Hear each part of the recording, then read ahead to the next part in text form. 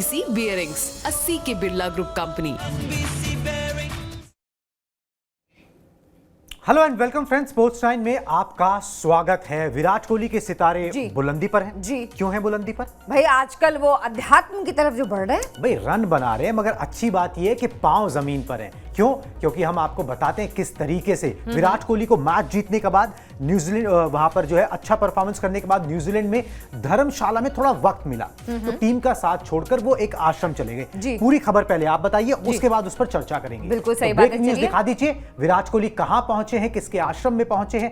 अध्यात्म का रुख जब से उन्होंने किया है उनके लिए अच्छा ही हुआ है। बिल्कुल सही बात है। धर्मशाला में चिन्मय तपोवन पहुंचे विराट कोहली, महान गुरु की शरण में पहुंचे विराट कोहली और बहुत ही उन्होंने अच्छा यह कदम उठाया। भगवान राम, हनुमान और गुरु द्रोण का आशीर्वाद भी उन्होंने लिया।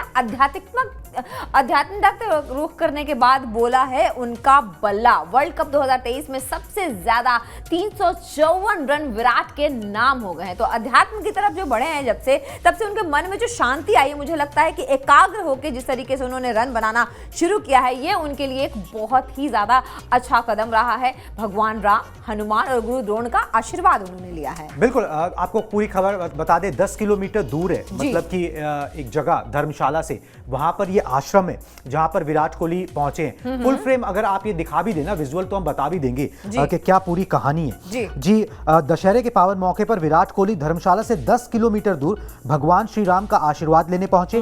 विराट कोहली धर्मशाला के नजदीक सिद्धिबारी में स्थित चिन्मय तपोवन आश्रम में भगवान राम, हनुमान और गुरु द्रोण का उन्होंने वहां पर आशीर्वाद लिया। उनकी प्रतिमाएं हैं वहां पर जहां पर उन्होंने आशीर्वाद दिया। वो अकेले ही पहुंचे थे। बताया जाता है कि चिन्मय तपोवन आश्रम में गुरु द्रोणाचार्य विश्राम किया करते थे और धर्मशाला में इस जगह की काफी मान्यता है। चिन्मयानंद आश्रम में भगवान राम, भगवान शिव, हनुमान जी और गुरु द्रोण के मंदिर भी बने हुए हैं। बीते कुछ सालों में विराट कोहली का झुकाव आध्यात्मिकता की तरफ जो है वो बढ़ा है। वो नीम करोली बाबा के आश्रम गए, उनके विजुअल्स भी हमने आपको दिखाए। वृंदावन गए, साथ में जो है वो ऋषिकेश भी गए, महाकालेश्वर मंदिर भी वो जा चुके हैं, स्वामी दयानंद गिरी के आश्रम भी वो जा चुके हैं। इसे संयोग माने या कुछ और, विराट कोहली जब से अध्यात्म की तरफ बढ़े हैं ना, उनका बल्ला भी बोलने लगा है। नहीं तो वो 2 साल का एक ऐसा पीरियड आ गया था जहां पर वो परफॉर्म नहीं कर रहे थे। और इस वर्ल्ड कप के अंदर जो है सबसे ज्यादा रन विराट कोहली के बल्ले से निकले हैं। 354 रन वो बना चुके हैं। मतलब सबसे ज्यादा रन बनाने वाले की लिस्ट में विराट कोहली टॉप पर है। आश्रम जा रहे हैं, मंदिर जा रहे हैं, भगवान का आशीर्वाद भी मिल रहा है और कभी भी ऐसा मौका चूकते नहीं है। मतलब एक चीज अच्छी लगी कि थोड़ा बुरे वक्त के अंदर एक इंसान जो है ना वो जाता है, वो मंदिर जाता है, जो भी उसकी मान्यता है, मस्जिद जाता है, जहां भी जाता है, गुरुद्वारे जाता है। मगर जब उसका दिन चल रहे होते हैं तो वो शायद नहीं जाता, फिर वो अपने थोड़ा हवा में रहता है। ठीक है, विराट कोहली ने वो एक बार जो एहसास हो गया उसको छोड़ा नहीं। ये एक अच्छी बात है कि वो अब भी जो है उसी एहसास में। और जैसे ही वक्त मिला धर्मशाला के बाद जो है 6 दिन का टाइम है टीम इंडिया के पास, तो वो यहाँ पर चले गए। जबकि छुट्टी मिली थी, सब घर जा रहे थे। बिल्कुल, सब घर जाने वाले थे, बिल्कुल छुट्टी मिली थी, उसी तरीके का प्रोग्राम था। मगर विराट कोहली ने धर्मशाला का में पास में एक जगह का रुख किया और वहां पर जाकर आश्रम में जो है वक्त बिताया और ऐसा वो पहले भी कर चुके हैं। जी तो इस तरीके का विराट कोहली का प्रोग्राम रहा। एक बार फिर से विजुअल दिखाएं, मैं बताना चाहता हूं कुछ और विराट कोहली के बारे में भी, मगर ये विजुअल जो है ना ये बड़े अपीलिंग है, ये फोटोग्राफ्स बड़ी अपीलिंग है। विराट कोहली को इस तरीके से हमने पिछले दिनों भी देखा है, मगर जब शुरुआती दिनों से मैं देखते आया हूं तो मुझे बड़ा हैरान करती हैं तस्वीरें, क्योंकि वो इस तरीके के थे नहीं थे। मतलब भगवान में विश्वास जरूर था, मगर ऐसे मंदिर जाने वाले, जब भी टाइम निकले तो जाके अपना मत्था टेकना, आशीर्वाद लेना, इस तरीके के थे नहीं। मगर बुरे वक्त ने उनको जो है भगवान के नजदीक लेके, बिल्कुल सही बात, उसका फायदा भी उनको मिल रहा है। जैसे आपने बोला कि होता क्या है कि कई बार पीस ऑफ माइंड मिलता है, आपकी एकाग्रता जो होती है, मन की एकाग्रता बहुत जरूरी है, क्योंकि वो बहुत एग्रेसिव हुआ करते थे। ठीक है ना, मतलब एग्रेशन तो बहुत ही ज्यादा था, लेकिन अध्यात्म जो है हमें कहीं ना कहीं मन की शांति देता है। और जिस तरीके से वो एंकर की भूमिका निभा के रन बनाते हैं और जिस तरीके से अपनी जो आक्रामकता है उसको रोक के वो रन बनाते हैं और टीम इंडिया को जीत भी दिलाने में काफी उनकी जो कहते हैं ना कि मदद करना है ना, टीम इंडिया के लिए इतने रन जो बनाते हैं उसके लिए आध्यात्मिकता में जिस तरीके से वो अंदर धीरे धीरे जा रहे हैं उनके लिए बहुत अच्छा है। क्योंकि कहते हैं ना कि मन को शांत रख के ही आप कोई भी काम अच्छी तरीके से कर सकते हैं। और काम काम तो बहुत अच्छे तरीके से कर रहे हैं भाई, सबसे ज्यादा रन उन्होंने बनाए हैं और हर मैच में लगभग उनका बल्ला बोलता चले जा रहा है। वो जो शतकों की संख्या है उसमें भी इजाफा हो रहा है। वो सचिन तेंदुलकर के रिकॉर्ड के बस करीब पहुंच गए थे पिछले मुकाबले, वो 5 रन से वो मामला रह गया, नहीं तो एक मतलब बहुत अच्छी चीज हो जाती। एक वो जो बराबरी पर वो पहुंचना चाहते हैं, वो डेस्परेशन नजर भी आ रही है। शायद बराबरी पर पहुंचने से ज्यादा वो शतकों की संख्या बढ़ाना, वर्ल्ड कप के अंदर बहुत ज्यादा शतक विराट कोहली ने उस तरीके से लगाए नहीं। चलिए जी, ये एक खबर थी जिससे हमने आपको इस ब्रॉडकास्ट की शुरुआत कराई कि विराट कोहली जो है उन्होंने खाली समय में क्या किया, वो कौन से आश्रम गए। इस आश्रम के बारे में छोटी सी बात बोलना चाहूंगा, इसके बाद हम आगे बढ़ जाएंगे। एक और इंपॉर्टेंट न्यूज है उसके ऊपर कि यहाँ पर जो है गुरु द्रोण जो है वो अपना मतलब जिसे कहते हैं ना भाई अकेले में वक्त गुजारना, वो गुजारते थे जो कौरवों और पांडवों के जो गुरु थे। तो वहां से जो है इस तपोवन की मतलब फैलना शुरू हुआ। इसके बारे में यहाँ पर मंदिर फिर बनाया गया, प्रसिद्धि शुरू हुई। फिर चिन्मयानंद महाराज जी ने यहाँ पर अपना जो है पूरा आश्रम बनवाया और उसके बाद जो है इसकी लोकप्रियता इतनी बढ़ गई है। और अब तो विराट कोहली चले गए तो आप तो देखिए अब जो धर्मशाला जाएगा ना वो यहाँ पर जरूर जैसे अब क्या है, पहले लोग नैनीताल जाते थे, नीम करोली बाबा कुछ लोग जाते थे, अब जो नैनीताल जा रहा है वो नीम करोली बाबा भी जाता है। क्यों? क्योंकि भाई कोई सेलिब्रिटी जब आ जाता है तो उस जगह की और जो है प्रसिद्धि होने लग जाती है, बिल्कुल है ना, उसकी एडवर्टाइजमेंट हो जाती है, लोकप्रियता बढ़ जाती है, आप उसको कैसे भी कह सकते हो। मगर चलो एक गुड जेस्चर है, जिसको जहां शांति मिले, जिसके लिए जो वर्क कर रहा हो उसे वो करना चाहिए। विराट कोहली ऐसा नहीं लग रहा है कुछ क्रिकेटर्स हैं जो आध्यात्मिकता की तरफ ज्यादा ही बढ़ रहे हैं ना, पहले ये ज्यादा क्रिकेट भी हो गई है ना। विराट कोहली तो अध्यात्म की तरफ बढ़ते हुए नजर आ रहे हैं, हमने आपको विजुअल्स भी दिखा दिए। केएल राहुल गए थे, रोहित शर्मा गए थे, सब जाते हैं, है ना, अच्छी बात। और कुलदीप यादव, कुलदीप यादव अच्छी बात है, चहल भी दिखाई दिए ही थे, बिल्कुल अच्छी बात। मैं बोल रहा हूँ ये अच्छी बात है, अच्छी बात है। आप कोई और इधर उधर के कामों में लगो, ठीक है, बस्ती वगैरह में लगो, वो भी जरूरी होती है, मगर उससे क्या होता है एकाग्रता भंग होती है, यहाँ पर एकाग्रता बढ़ती है। और टीम इंडिया को खिलाड़ियों को वो एकाग्रता चाहिए, वो कंसंट्रेशन चाहिए ताकि वो मैच में बेहतर परफॉर्म कर सके, वो मैदान पर नजर भी आ रहा है। चलिए जी, दूसरी बड़ी खबर है हार्दिक पांड्या से जुड़ी हुई। हार्दिक पांड्या के बारे में एक बहुत बड़ा अपडेट है, अलका आप बता दें। ब्रेकिंग न्यूज है हार्दिक पांड्या के बारे में कि उनकी हेल्थ के बारे में, उनके वो टखने में जो चोट लगी थी उसके बारे में लोग जानना चाहते हैं। बेंगलुरु के एनसीए में हार्दिक का चला है इलाज, एनसीए में एकदम फिट महसूस कर रहे हैं पांड्या, यानी कि अब वो ठीक है पहले के मुकाबले। 26 तारीख को लखनऊ में टीम के साथ जुड़ेंगे हार्दिक, ऐसा बोला जा रहा है, ऐसे कयास लगाए जा रहे हैं। 27 अक्टूबर को हार्दिक का होगा फिटनेस टेस्ट, अगर उसमें वो पास हो जाते हैं तो वो जरूर वो वाला मैच खेलेंगे। 29 तारीख को भारत की इंग्लैंड से है टक्कर, जो कि बेहद अहम मानी जा रही है। बांग्लादेश के खिलाफ मैच में टखने पर चोट लग गई थी, जिसकी वजह से उन्होंने लास्ट वाला मैच न्यूजीलैंड के साथ नहीं खेला था। 26 तारीख को लखनऊ में टीम के साथ अगर हार्दिक जुड़ जाते हैं तो हार्दिक के लिए भी अच्छा होगा, टीम इंडिया के लिए भी अच्छा होगा, क्योंकि हमने उनको काफी मिस किया न्यूजीलैंड के मैच में।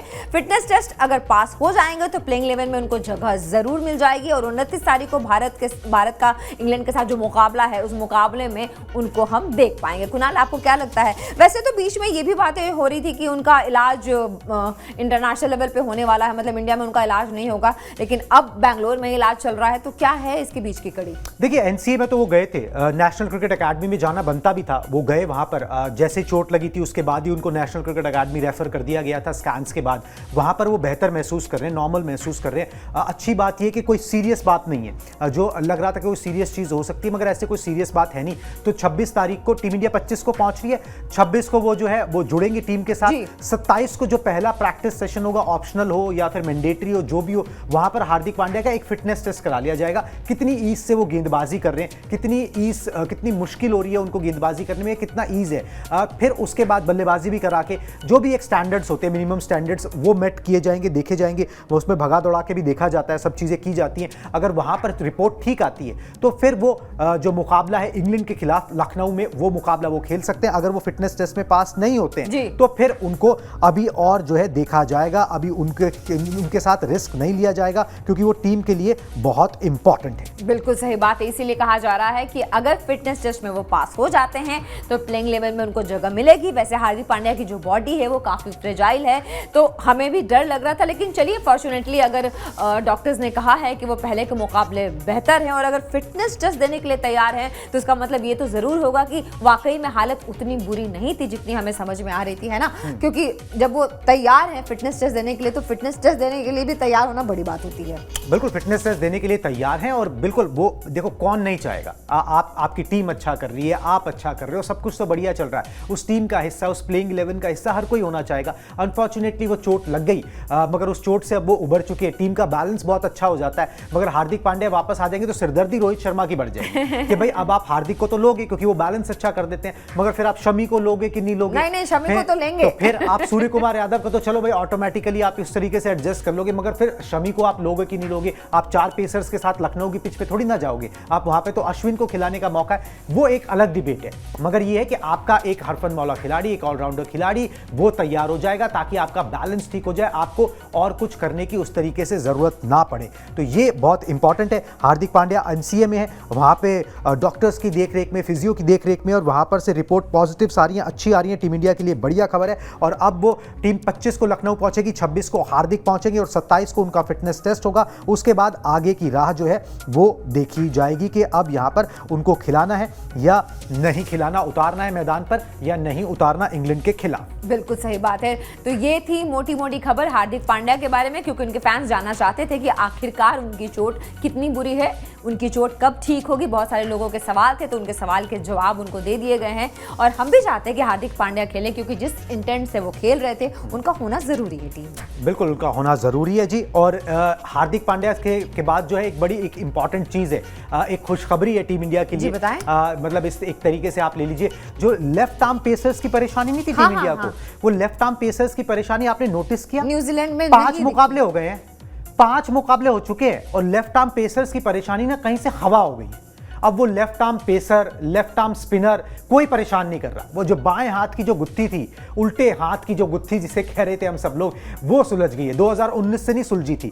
बाएं हाथ के पेसर्स परेशान कर रहे थे, बाएं हाथ के स्पिनर विराट कोहली को परेशान कर रहे थे। 5 मुकाबले वर्ल्ड कप में बीत गए, कोई एक सैंपल साइज नहीं है। 5 के बाद हम बात कर रहे हैं स्टोरी को लेकर कि 5 मुकाबले बीतने के बाद हम बता रहे हैं आपको कि वो परेशानी हवा हो चुकी है, गुल हो चुकी है। उनके ग्राफिक्स दिखाइए, हम आपको बताते हैं किस तरीके से, और पूरे लॉजिकल तरीके से एक्सप्लेन करेंगे, आंकड़े भी दिखाएंगे। बाएं हाथ के तेज गेंदबाज भारत के सामने नाकाम हो रहे हैं, हर एक मैच में नाकाम हुए, ऑस्ट्रेलिया से शुरू होकर न्यूजीलैंड तक। टीम इंडिया का मिट गया है अब डर, मतलब जो उनको लेफ्ट आर्म पेसर से या लेफ्ट हैंड गेंदबाजों से डर लगता था, उनकी पिटाई हुई है। टीम इंडिया के बल्लेबाजों ने ही लगाई है। स्क्रीन पर जो 2 चेहरे आपको दिखाई दे रहे हैं, जिनकी फोटोग्राफ दिखाई दे रहा है, इन दोनों ने ही लगाई है, ठीक है। और अब जो है वो परेशानी मतलब जाती हुई नजर आ रही है, गुम होती हुई नजर आ रही है। रोहित ने किया क्या इसके लिए? थोड़ा सा अपना स्टांस बदला है, थोड़ा सा साइड स्टांस लिया है। उसके बाद जो है ना उनको बेटर पोजीशन में आ जाते हैं वो लेफ्ट आर्म पेसर्स के खिलाफ, इसीलिए अब वो बेहतर कर पा रहे हैं। पहले उन्होंने नहीं किया था, तो एक तकनीकी बदलाव उन्होंने किया। विराट कोहली ने तकनीकी बदलाव जो है वो अपने कुछ मतलब खेल में नहीं किया है, मगर मानसिकता में जरूर किया है। थोड़े आक्रामक नजर आ रहे हैं। लेफ्ट आर्म पेसर को जो है उन्होंने आक्रामकता से खेल रहे हैं, उनके खिलाफ चौके, बाउंड्री लगाने का स्कोर कर रहे हैं, ताकि वो जो है उन पर हावी ना हो जाए। वो सैंटनर के खिलाफ भी उन्होंने जो है वो छक्का लगाया, और हमने लेफ्ट आर्म स्पिनर के खिलाफ विराट कोहली को छक्का लगाते हुए बहुत समय से नहीं देखा। तो ये जो आक्रामक सोच है और जो सटीक रणनीति बनाई गई है, उसका फल है कि वो जो डर जो है लेफ्ट आर्म का, बाएं हाथ का, उल्टे हाथ का, वो सब जो है वो निकल चुका है। अब एक एक करके ना मैं जो मैचेस हुए ऑस्ट्रेलिया से लेके न्यूजीलैंड तक, जो विरोधी टीम के बाएं हाथ के पेसर थे या स्पिनर थे, उनके आंकड़े दिखाना चाहूंगा टीम इंडिया के खिलाफ। बिल्कुल एक एक करके सभी के दिखा दे, ताकि आपको खुद समझ में आ जाएगा कि अब ये लोग जो गुच्छों में विकेटें लेते थे, 2-2 3-3 विकेट निकाल देते थे और टीम इंडिया को मुश्किल में फंसा देते थे, वैसा कुछ भी नहीं हो रहा है। बिल्कुल सही बात है।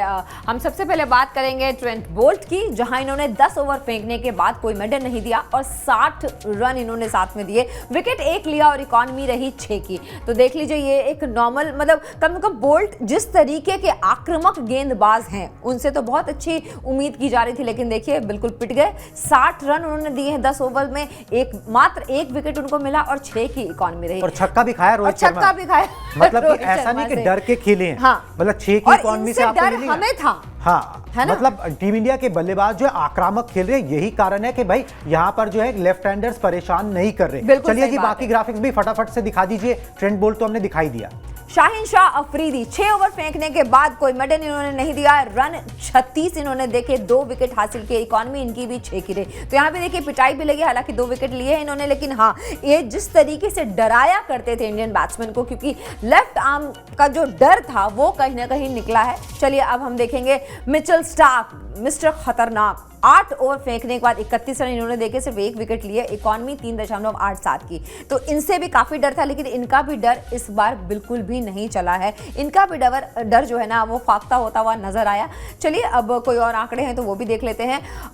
रहमान के आंकड़े हैं, मुस्तफिजुर रहमान के 5 ओवर फेंक के 29 रन इन्होंने दिए और विकेट इन्होंने कोई भी नहीं झटका, इकॉनमी 5.80 की। तो आपकी नजर के सामने जो लेफ्ट आर्म की जो दिक्कत थी वो दिक्कत कहीं ना कहीं ठीक होती नजर आ रही है। और सैंटनर ने 10 ओवर फेंकने के बाद 37 रन दिए, 1 विकेट हासिल किया, इकॉनमी 3.70 की और इन पे भी छक्का लगा है। तो आपकी नजर के सामने जो हो रहा है वो किस तरीके से बदलाव हमने देखे हैं, और ये बदलाव बहुत पहले नहीं हुआ, ये बदलाव अब होना शुरू हुआ है। जैसा कि कुणाल से बातचीत हो रही थी, इन्होंने कहा कि प्रैक्टिस तो 4 साल से वो करवा रहे हैं, लेकिन अब जाके उसका फल, उसका नतीजा दिखता हुआ नजर आ रहा है।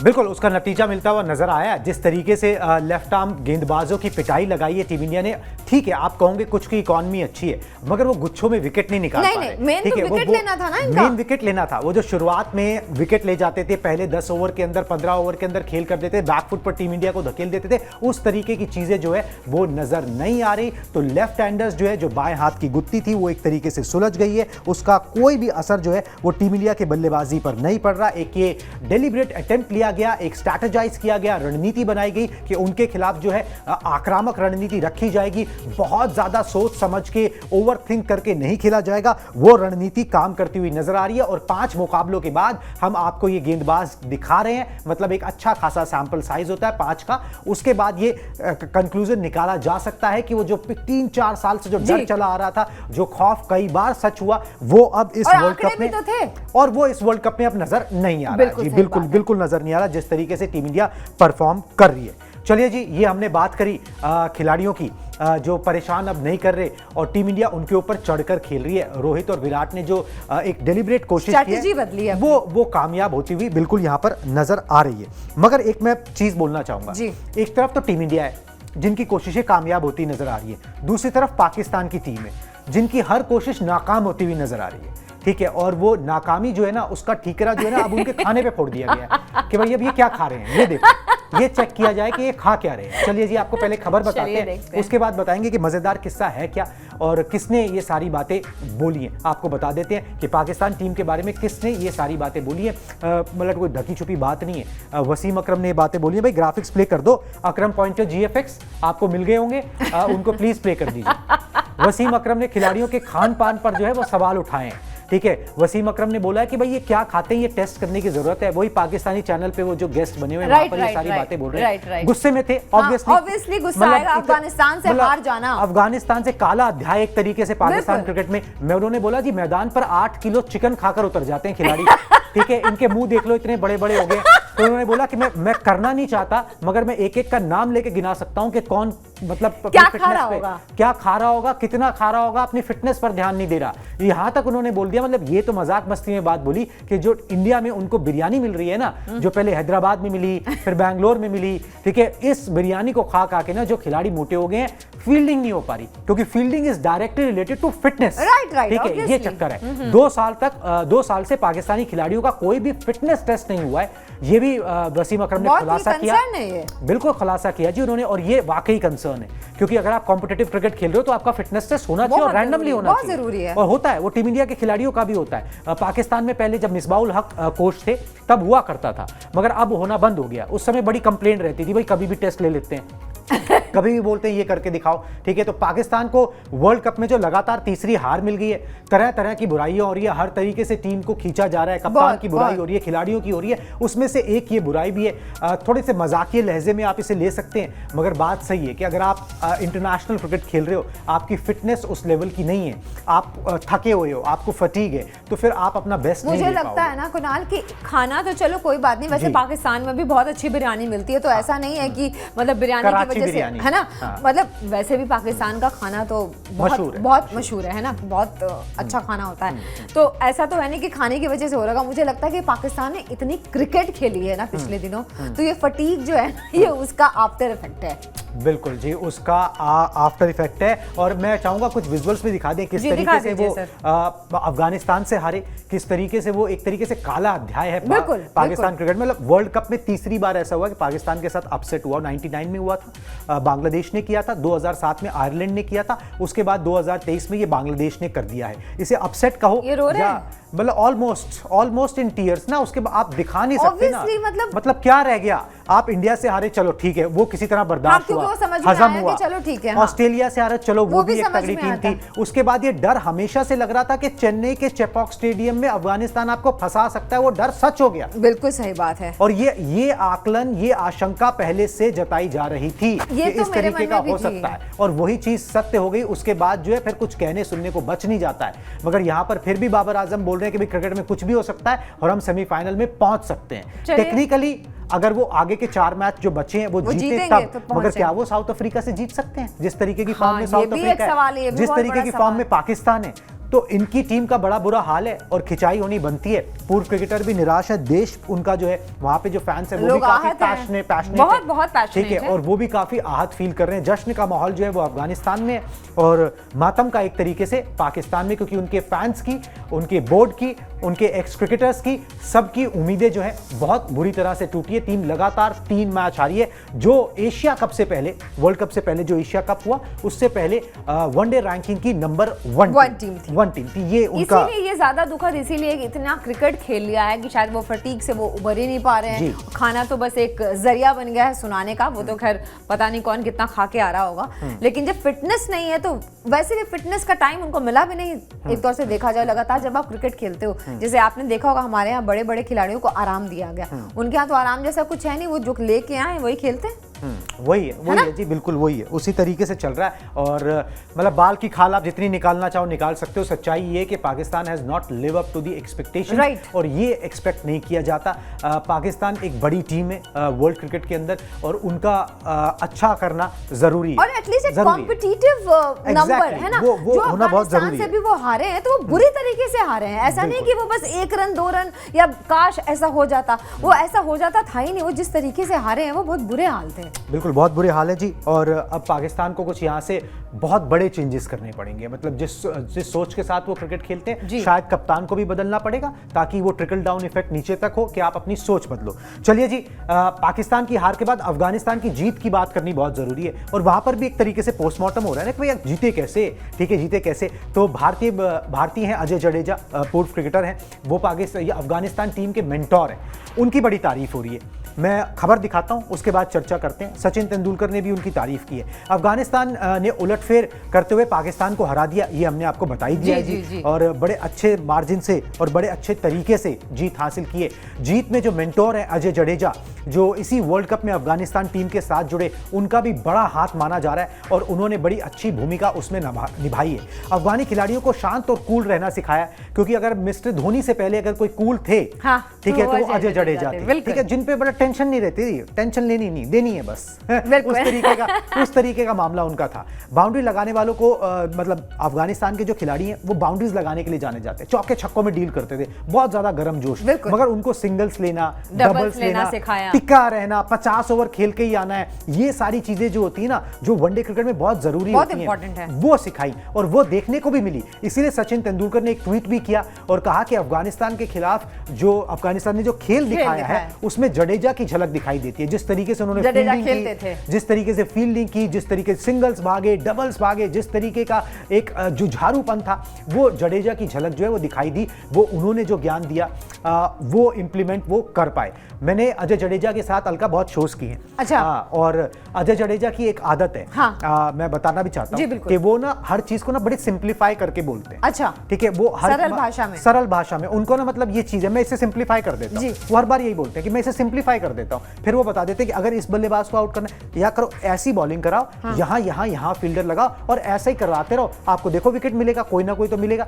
हर चीज को ना मतलब बड़ी कॉम्प्लिकेटेड क्रिकेट की चीज हो तो उनके दिमाग में ना बड़ी वो क्लैरिटी रहती है कि करना क्या है। जब आपके अंदर इतनी क्लैरिटी है ना, तो आप खिलाड़ियों को क्लैरिटी से एक्सप्लेन कर पाते हो, उनको भी समझ में आती है कि अगला बंदा समझाना क्या चाह रहा है, बोलना क्या चाह रहा है, और इतना ही चाहिए होता है। देखिए, हाथ और पांव इंप्लीमेंट करते हैं, बात दिमाग में घुसनी चाहिए। अगर दिमाग में घुस गई तो हाथ और पांव उसे इंप्लीमेंट कर लेंगे। इतना क्रिकेट अफगानिस्तान के खिलाड़ियों ने खेल लिया, इतना एक्सपीरियंस उनके पास है, दुनिया भर की लीग्स में खेलते हैं, उन्हें पता है मेंटल मेकअप की जरूरत होती है। वो मेंटल मेकअप अजय जडेजा ने करके दिया है, जो सचिन तेंदुलकर ने भी बात बोली कि यही चाहिए होता है इस लेवल पे। आपको ABCD नहीं सिखानी, नहीं। विराट कोहली को कोई बल्लेबाजी नहीं सिखाएगा, ठीक है, राशिद खान को कोई गेंदबाजी नहीं सिखाएगा, बिल्कुल भी नहीं। ठीक है, उनको पता है, वो स्किल उनके अंदर है, बस मेंटल मेकअप करना है कि यार इन कंडीशंस में मुझे लगता है कि हमें इस मानसिकता के साथ जाना चाहिए, ये हमें अचीव करना है, बाकी उनकी स्किल है वो अपने आप अचीव कर ले। बिल्कुल सही बात है। अच्छा, एक और बात है, राशिद खान मैच के एक दिन पहले किससे मिले थे? किससे मिले थे?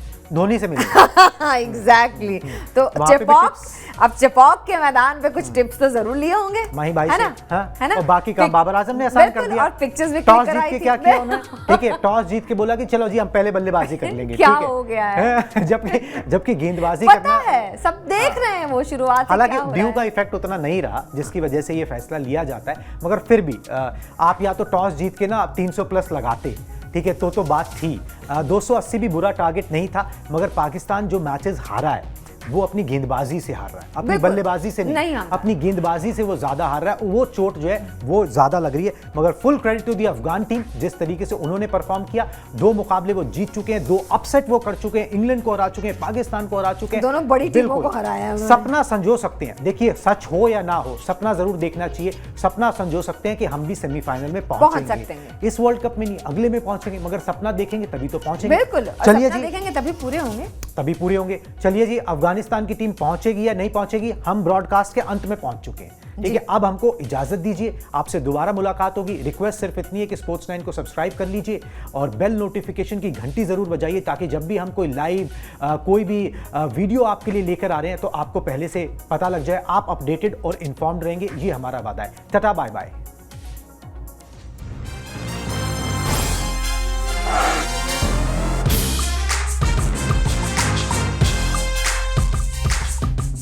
लंबी रेस के लिए NBC बियरिंग्स, 80 के बिरला ग्रुप कंपनी।